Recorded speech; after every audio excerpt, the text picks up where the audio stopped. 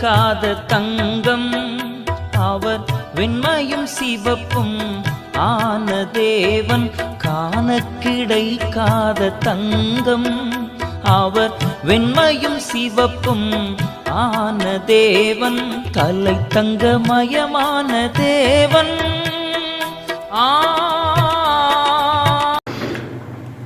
அனைவருக்கும் வணக்கம்.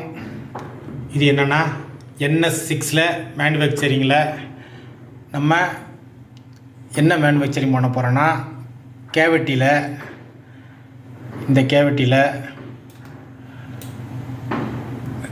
ஆப்ரேஷனுக்கு இந்த பிளானர் மில் பண்ண போகிறோம். இந்த பிளானர் மில் வந்து எதுக்குன்னா, இந்த சிங்கிள் கேவிட்டியாக நம்ம கிரியேட் பண்ணி மெஷினிங் பண்ணுறதுக்கு, சிஎன்சி மில்லிங்கில் மெஷினிங் பண்ணுறதுக்கு யூஸ் ஆகும். இதை நம்ம ப்ரோக்ராம் எடுக்கும்போது இந்த பிளானர் மில்லிங்கோட யூஸ் என்னென்னா, ஃபஸ்ட்டு அதை பற்றி தெரிஞ்சுக்கிடணும். சிலம்பம் மாதிரியே இதுவும் என்னென்ன இருக்குதுன்னு தெரிஞ்சுக்கணும். இந்த பிளானர் மில்லிங்னா இது நேரடியாக ரப்பிங்லாம் வைக்க முடியாது.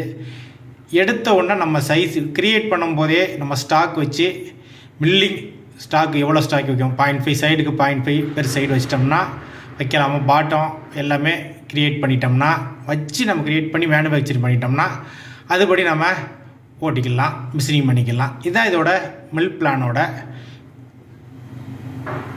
Planar மில்லோட use. இவ்வளோ தான் மெயினானது. சரி, ஓகே. இதுக்கு அடுத்து எப்படி பண்ணலாம் பார்ப்போம்.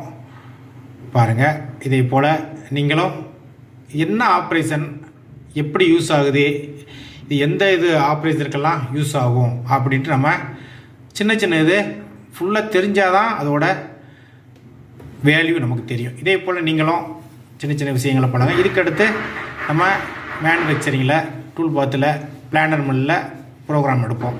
சரி, இதோட முடிச்சுக்கிடுவோம். அடுத்தது நம்ம சிலம்பம் பாடலோட விளையாட்டோட முடிச்சிருவோம்.